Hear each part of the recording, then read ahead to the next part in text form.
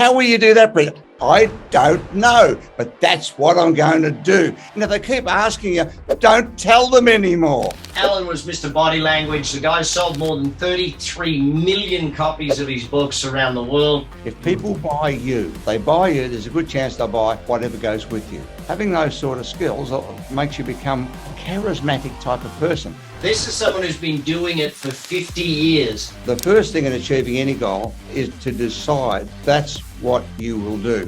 How do you define success, Allan? What's your definition of it? The key to success for me is to enjoy the journey. There's every day to enjoy what it is you're doing. And the goal is not that important when you actually get there. And you would have experienced this. It's like an anticlimax in some ways. What is the Allan Pease formula for success? Well, look, the hardest thing for any person in trying to answer that question, and for all of us, I guess, is deciding what it is you really want to have, be, or become. And a lot of people don't do that. They start with that, well, how would I have a business? How would I create my own life? How could I become wealthy? How could I become whatever you want to become? They start with the how. And what we know is if you start with the how, it's not going to work because you don't know how. If you start with the what I will have, what I'll do, what I'll become. Remember, when you start with the what, you don't know how, and that's part of the excitement and part of the terror too. If goals don't scare you, they're not big enough. It's that simple. So they've got to be right out of reach, but you're not out of sight, so you can't see them. Well, first, goals, they have to make you nervous. They have to scare you. If they don't scare you, it's just a cruise. It's not worth it. So they've got to be big enough. You go, oh, holy hell, how am I going to do this? And they've got to be big enough to frighten you. They've got to be out of reach, but not out of sight. If they're over the horizon, well, you lose motivation because people are motivated by the idea of the end goal. So when you set a clear goal somewhere on the horizon, that's what motivates you to overcome obstacles as you go along, because there are obstacles. People think that you might hit a few bumps as you go along, but they're a hell of a pits and they're highs and they're lows and you get bashed around and competitors come after you. That's a normal part of it. Once you come across those obstacles, you learn how to jump over them, jump around and kick them out of the way. They don't bother you. But if you don't have a clear goal, you'll be motivated by what happens next. And most of what happens next in any goal planning, goal chasing is not going to be positive. It's going to be more negative than positive. You mentioned three things there. Decide what I want to have, be, or become. Explain that to me. Well, it's what I call the what. Decide what you're going to do. So, for example, I decided back in the 70s that I would go to the Soviet Union and set up a training business there and become a famous celebrity, go on TV, write books, the whole bit. And I can remember people saying, well, how are you going to do that? So I don't know. And this is the point. Once you decide your what, when people say to you, and the skeptics say, but how will you do that, Brett? I don't know, but that's what I'm going to do. Yeah, but how will you do it? I don't know. And if they keep asking you, don't tell them anymore.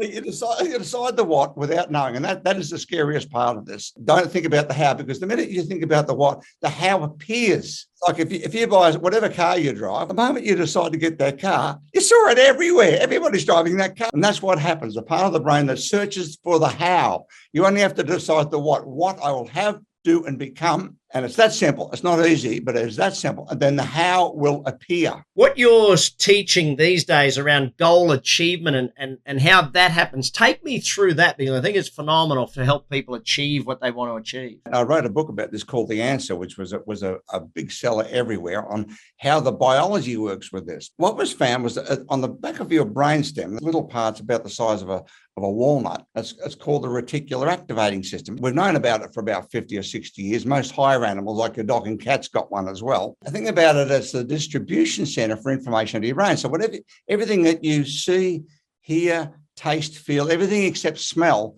goes into that reticular activating system. We call it the RAS for short, RAS. Goes into the RAS, and the RAS then distributes it to the brain based on the part of the brain that deals with it. The RAS has got two important things in it. It's got a Google search engine. You put the what in there. The minute you decide that's the what, you'll start seeing these things appear everywhere, because the RAS searches the whole environment to try to find it. Where it's been discovered recently is it also just links right into your goals.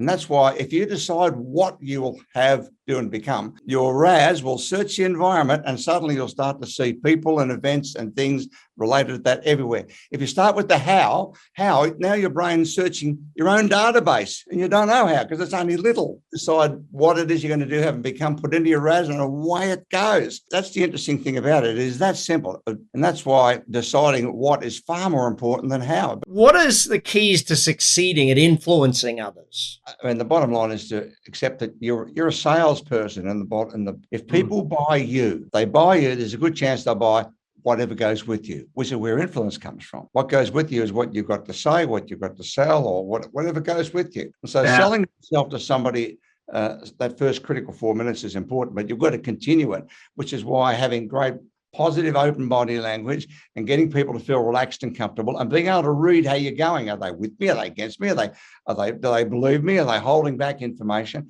Having those sort of skills makes you become a charismatic type of person. And studies with charisma show that around 3% of people in the world appear to be born with the charismatic gene. It's not a gene, but it's called the charisma gene.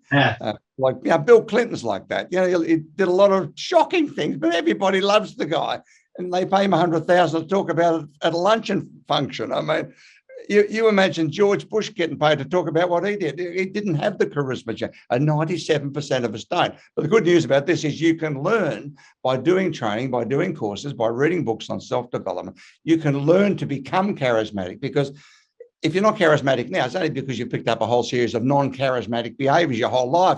And once you've identified what they are, you can eliminate those and replace them with positive ones and become influential. What's the difference between someone who goes for $1 million and someone who goes for $1 billion? Someone who goes for good and someone who goes for amazing? What's the difference? What makes somebody a millionaire versus what makes somebody a billionaire, when they've all got the same amount of time, the same 24 hours in the day, and maybe not dissimilar IQs as well. And the difference they found is that with billionaires, what they wanted to do, their goals were all committed to writing. And that was a really standout difference. The millionaires knew what they wanted to do, and they were determined, and they knew where they're going to go and how they're going to have it. The billionaires had a written plan that they would read regularly. And that was the one standout feature between the two that really struck me. So that's when I started writing everything out in detail. And again, with big goals between a millionaire and a billionaire, if it doesn't frighten you, then it's not worth doing it. And that's one of the reasons you should scale up and think big, because it's just as easy to become a billionaire as it is become a millionaire. In fact, becoming a millionaire is probably harder. And that's the Big Success Podcast for today. Hopefully you took a lot of notes, learned a whole bunch, and if you need to, go re-listen to it. We dropped a lot of information right there today. Big success is what it's all about. And by the way, if you haven't subscribed, hit that subscribe button so you're here with us every single week on the Big Success Podcast. I'm Brad Sugars. That's BS. Big success is what we're shooting for. Check the show notes for all the links. Make sure you follow through, keep learning, keep coming back. Oh, and by the way, share this with any of your friends who you know are up for success. I'll see you next week on the Big Success Podcast. You've been listening to the Big Success Podcast with the #1 business coach in the world, Brad Sugars. To learn more about how to achieve business and personal success, as well as how to level up or listen to past episodes, visit www.bradsugars.com.